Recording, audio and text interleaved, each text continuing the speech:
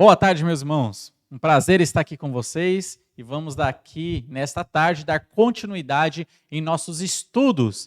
Então, iniciamos uma série de estudos na carta que Paulo escreveu aos Romanos. Então, já vimos aí o capítulo 1, capítulo 2 e metade do capítulo 3. Para fazer um breve resumo, no capítulo 1, Paulo, depois que se apresenta, ele então aponta que os gentios, eles são culpados perante Deus. Ali no capítulo 1 vai mostrar a pecaminosidade dos gentios, do povo gentílico. Todos são indesculpáveis perante Deus. É dessa maneira que Paulo começa a sua abordagem do evangelho, mostrando primeiro a notícia ruim. Então ele fala que os gentios, eles são indesculpáveis perante Deus. Quando ele chega no capítulo 2, ele agora aponta para os judeus, mostrando para os judeus que eles também são indesculpáveis perante Deus. E ali ele mostra como que eles são indesculpáveis perante Deus, que eles são pecadores, estão afastados de Deus e também necessitam da salvação. Então, capítulo 1, capítulo 2 é apontando para as pessoas, mostrando o pecado que elas possuem e a maneira que elas estão afastadas do Senhor pelo fato de não receberem a Jesus. No capítulo 3, no início do capítulo 3, Paulo então chega a uma conclusão. Qual é a conclusão que nós chegamos depois de ver no capítulo 1 gentios sendo indesculpáveis, no capítulo 2 os judeus sendo indesculpáveis? A conclusão que eu chego é que todos são pecadores e não há nenhum justo, nenhum sequer. Olha só, não tem nenhum tipo de vantagem na pessoa ser gentílica. Não tem nenhum tipo de vantagem na pessoa ser judeu. Então ele mostra claramente que são todos farinha do mesmo saco. Todos estão na mesma condenação. Ninguém é superior a ninguém. Todos estão precisando da salvação, precisando de Jesus Cristo. Então é dessa maneira em que ele começa a sua abordagem do evangelho. E é interessante, meus irmãos, como que Paulo ele faz isso. Porque ele mostra primeiro o pecado, mostra primeiro a condenação, mostra primeiro o problema que o homem tem. Porque muitas vezes você vai evangelizar alguém e você já vai falar direto da salvação. Só que muitas vezes a pessoa fica pensando, mas eu preciso ser salvo do quê? Né? Qual que é o problema? E ela não sabe que ela é pecadora, que ela está afastada de Deus. Por isso que é interessante, numa abordagem evangelística, você também mostrar que ela é pecadora, que ela está afastada do Senhor. E ela tem um grande problema na vida dela, que é a condenação e o destino eterno longe de Deus, no lago de fogo. Aí sim ela vai entender melhor quando você apresentar a salvação em Jesus Cristo. Ela vai entender melhor quando você dizer a frase, só Jesus salva. E ela vai perceber, Jesus salva porque eu estou numa situação perigosa, eu estou afastado de Deus. E é isso que Paulo faz aqui. Primeiro ele apresenta a notícia ruim, para depois ele apresentar a boa notícia. Então, do capítulo 1 até o capítulo 3, versículo 20, Paulo só está apresentando a notícia ruim. Ele só mostra ali o desastre, só mostra o coração pecaminoso do homem.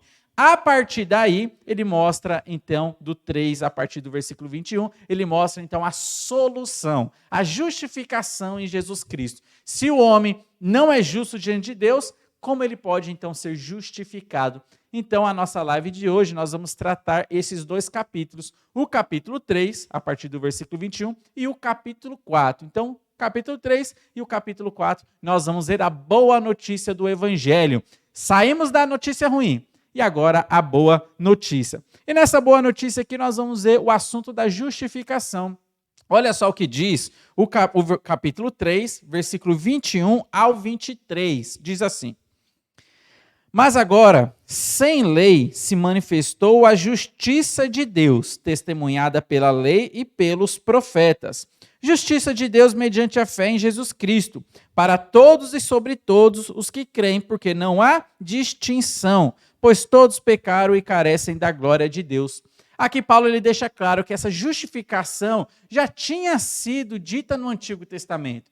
Tanto os livros da lei, os 5 primeiros livros, né, que nós temos na Bíblia, conhecidos como Pentateuco, quanto todo o Antigo Testamento, aquilo que os profetas escreveram, eles já pré-anunciaram a vinda de um Salvador, a justificação. Já falaram que o homem é pecador e está separado de Deus, mas virá alguém um profeta, virá o descendente da mulher que esmagaria a cabeça de Satanás, trazendo dessa maneira a salvação. O Antigo Testamento já falava que essa pessoa que viria seria o próprio Deus, o Filho de Deus, que nasceria de uma virgem e chegaria neste mundo trazendo a salvação, morrendo na cruz pelos nossos pecados. E o Antigo Testamento ele é rico em dizer profecias a respeito da primeira vinda de Jesus Cristo.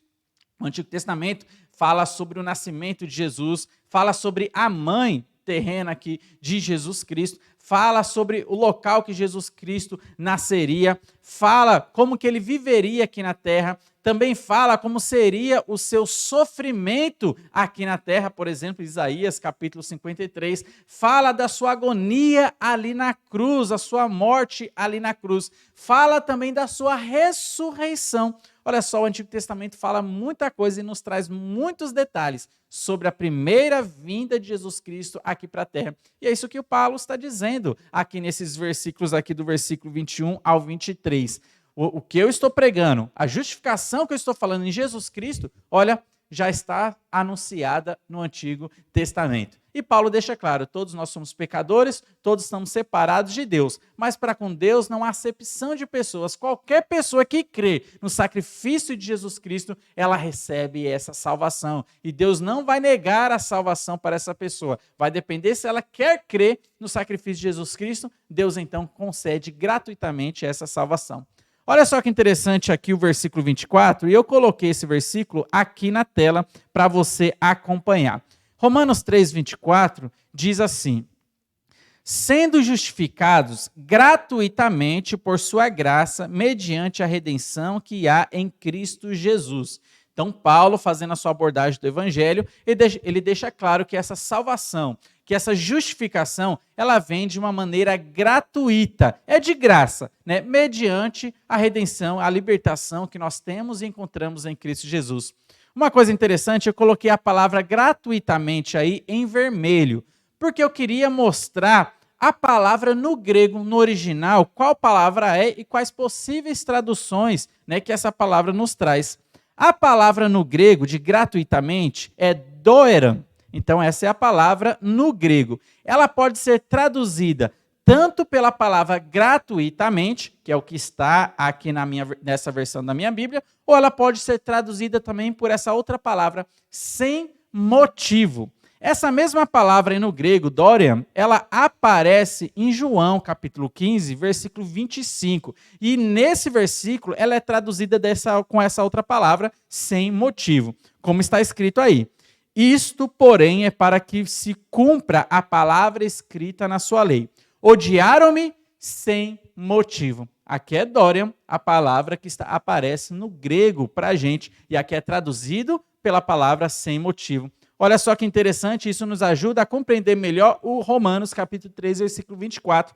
Você pode tirar a palavra gratuitamente e colocar essa outra palavra, que é uma possível tradução também, a sem motivo. Ela ficaria desta maneira: sendo justificados sem motivo, por sua graça, mediante a redenção que há em Cristo Jesus. Sabe o que isso significa? Que a justificação que Cristo nos traz pela sua salvação, pela sua morte na cruz, é sem motivo algum em nós, não é meritória. Ele não olhou para você e viu algum motivo para que ele possa justificar a sua vida. Olha, é sem motivo em nós. Cristo não viu em você algo de bom. Ele não viu em você algo bom para que você merecesse essa justificação. Foi sem motivo. Olha só, gratuitamente, quando nós cremos em Jesus Cristo, ele nos justifica de maneira gratuita, sem motivo nenhum, né? Então você não tem que se esforçar, você não tem que fazer nada para você conquistar a sua salvação.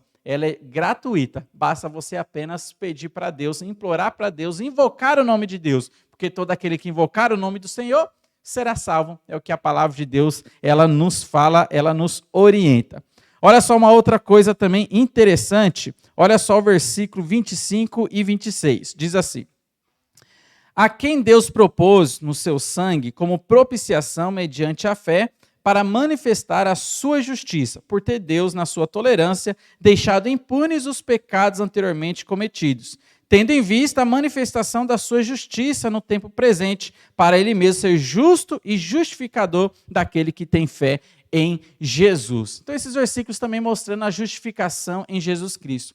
Talvez você fique pensando, o que significa essa palavra justificação? Como que eu posso entender melhor uma ilustração na Bíblia para que isso seja mais claro, esteja mais claro na minha mente? Olha só, vamos aí nos slides. Justificação é o ato de Deus declarar alguém justo. Então, isso aqui é um decreto do Senhor. Quando a pessoa crê em Jesus Cristo, Deus bate o martelo no céu e diz: você agora é justificado. Eu estou declarando que agora você foi justificado. Agora, a partir de agora, você é considerado uma pessoa justificada. Você é considerado um justo. Então, justificação é o ato de Deus declarar alguém justificado.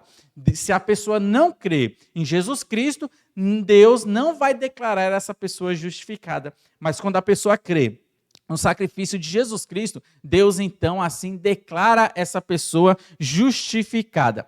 Olha só, sinônimos da palavra justificação. São esses aí que aparecem também na sua tela. Você pode entender justificação também como inocentar, pronunciar, justo, né, a pessoa ser justificada, pronunciar reto, absolver e tornar aceitável. São sinônimos da palavra justificação. Então, você foi justificado, você foi inocentado. Você foi justificado, foi pronunciado que você foi justificado. Você foi pronunciado que agora você é reto. Você foi absolvido da culpa que você carregava. Agora você se tornou aceitável para Deus. Esses são sinônimos da palavra justificação. Vamos então aqui ver uma ilustração que o Antigo Testamento traz para a gente compreender melhor esse ato de justificação, porque é uma palavra forense. Então você vai perceber como que ela a palavra justificação, ela cabe muito bem na ilustração de um tribunal. Olha só o que diz Zacarias capítulo 3, o versículo 1 a 5, é montada aqui uma cena de um tribunal, onde ali tem a figura do juiz, tem a figura do réu que está sendo acusado, tem a figura do advogado de defesa e tem a figura do advogado de acusação. Então o réu está ali, né, presente, e o advogado de acusação está apontando o seu erro, apontando o seu pecado, e o advogado de defesa está ali para defender aquele homem. E Deus sendo o juiz de toda aquela cena, para ele dar a martelada final e trazer a sentença que aquele réu ele merece. Olha só essa figura aqui, do versículo 1 ao 5 diz assim: Deus me mostrou o sumo sacerdote Josué. Josué está na figura de réu, e é dito assim: o qual estava diante do anjo do Senhor, e Satanás estava à mão direita dele para se lhe opor. Mas o Senhor disse a Satanás: o Senhor te repreende, ó Satanás. Sim, o Senhor que escolheu a Jerusalém te repreende. Não é este um tição tirado do fogo? Ora, Josué, trajado de vestes sujas, estava diante do anjo. Tomou este a palavra e disse aos que estavam diante dele: tirai-lhes as vestes sujas.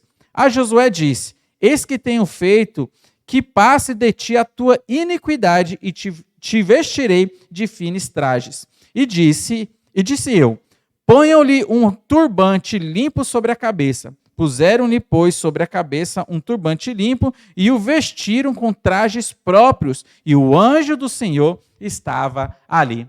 Note essa figura que nós temos aqui, nessa visão que Zacarias está declarando para nós. Nós temos uma figura de um tribunal. E aqui nós entendemos melhor o que significa a palavra justificação.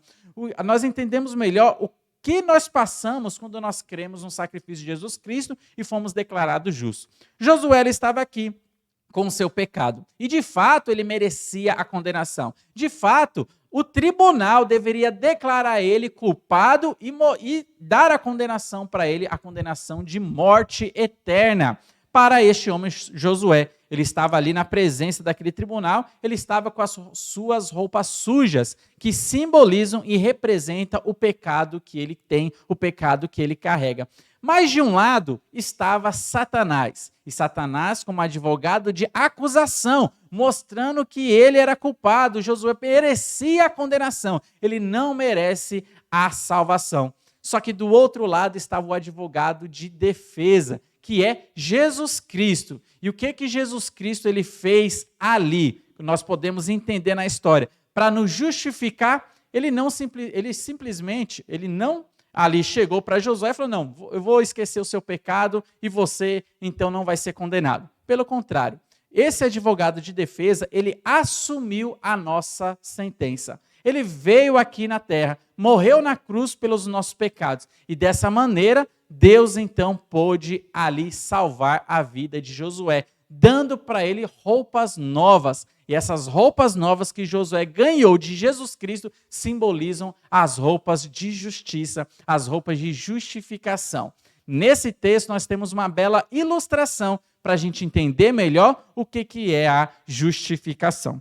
Olha só essa frase de Scofield, ele diz assim na sua Bíblia anotada. Ele fala assim: a justificação ocorre na mente de Deus e não no sistema nervoso do crente.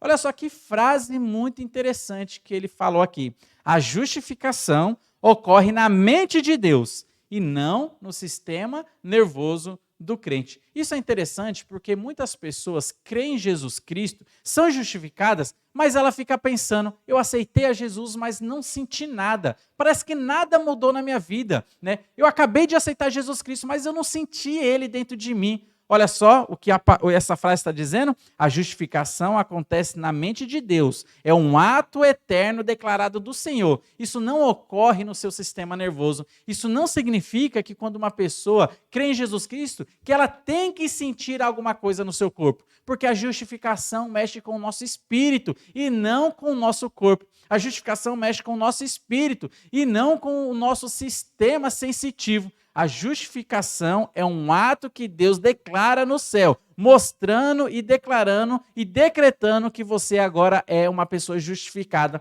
Isso não significa que você tem que sentir alguma coisa. Por isso que muitas pessoas, no momento da sua salvação, no momento da sua conversão, elas ficam com uma certa dúvida. Bom, eu acabei de aceitar a Jesus Cristo, eu levantei minha mão na hora do apelo, eu aceitei a Jesus, mas eu não estou sentindo nada, né? Qual mudança que aconteceu? Porque a justificação, ela não significa que você tem que sentir alguma coisa no seu corpo. Você vai perceber as mudanças com o decorrer do tempo. A santificação vai mudar o seu estilo de vida, mas isso não significa que você tem que sentir, ter algum tipo de emoção no seu corpo. Evidentemente, algumas pessoas no momento da sua salvação, elas choram, outras ali riem porque percebem a alegria da salvação. Mas perceba bem, a justificação, ela não depende das suas emoções. A justificação simplesmente depende de Deus declarar que você agora é justificado. Evidentemente, algumas pessoas podem sentir o peso do seu pecado,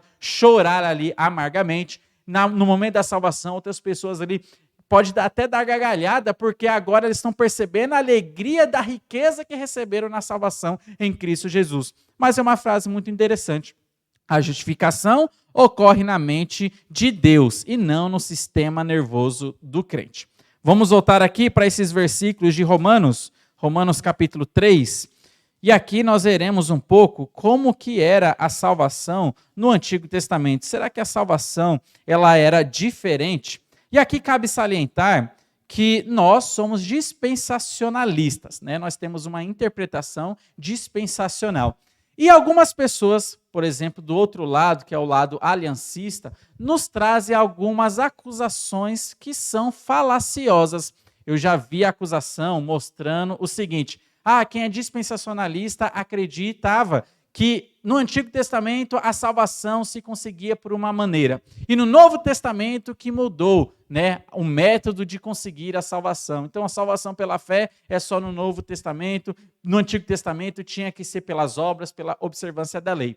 Olha só, o dispensacionalismo não prega isso. Eu sou dispensacionalista, eu também não prego isso. Mas o que a palavra de Deus deixa bem claro e o que o dispensacionalismo ele prega?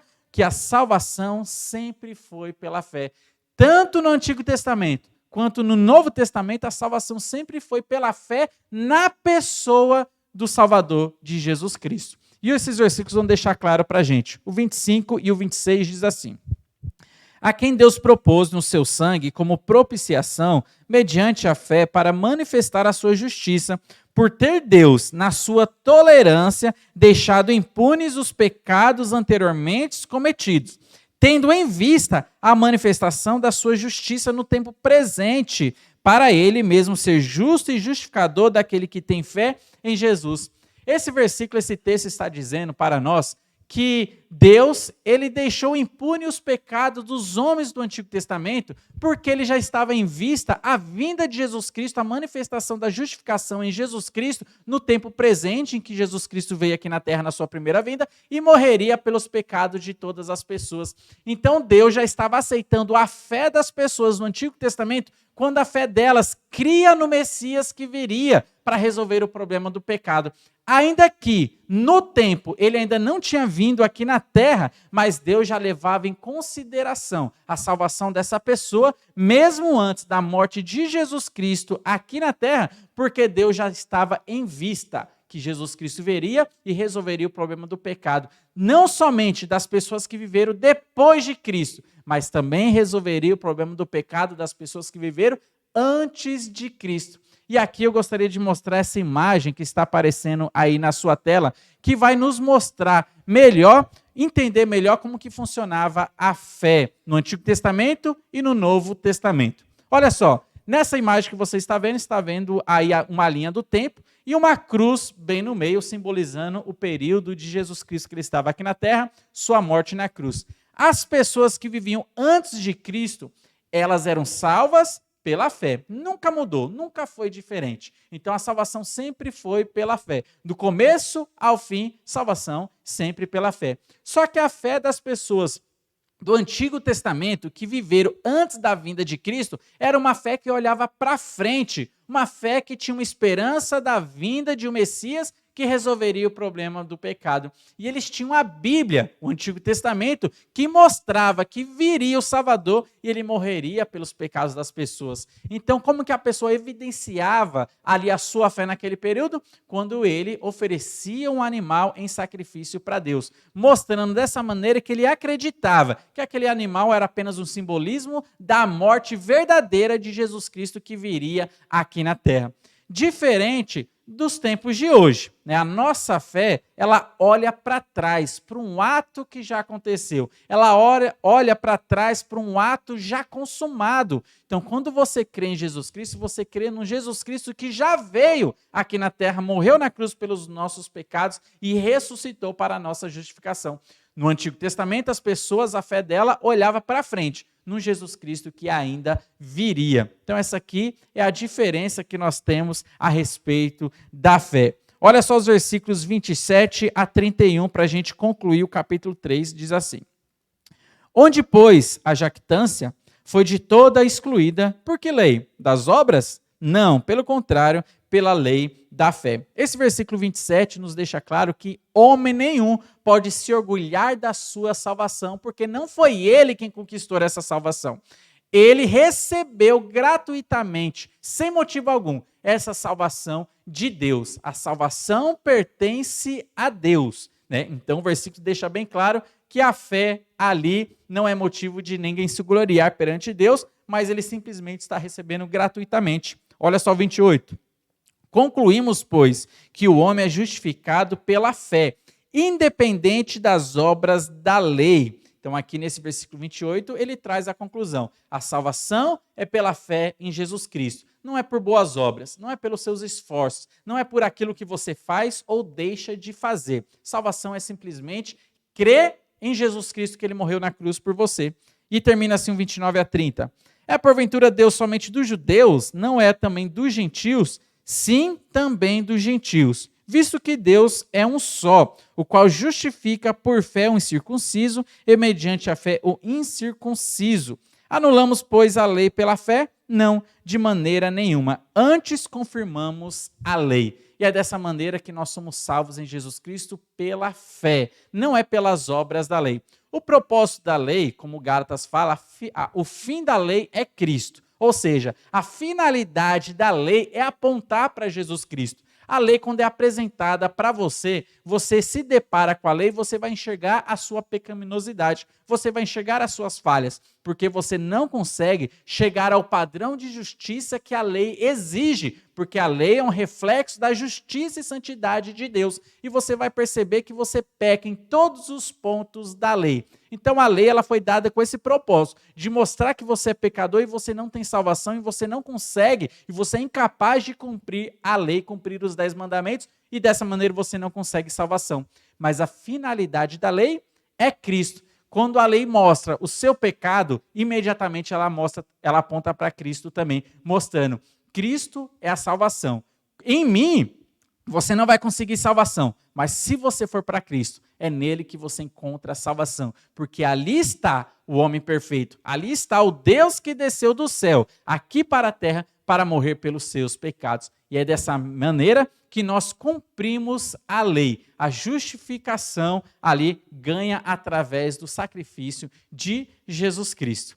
Eu disse que eu analisaria também o capítulo 4, mas para a live não ficar muito estendida, vou deixar o capítulo 4 para uma outra live, para a próxima live que nós estudarmos. Então aqui nós concluímos o capítulo 3, mostrando a justificação, a boa notícia da justificação em Cristo Jesus. No capítulo 4, nós veremos ali a ilustração da justificação que é apontada no Antigo Testamento. Então, esteja nos acompanhando nos nossos próximos estudos e que Deus continue abençoando a sua vida e a vida de sua família.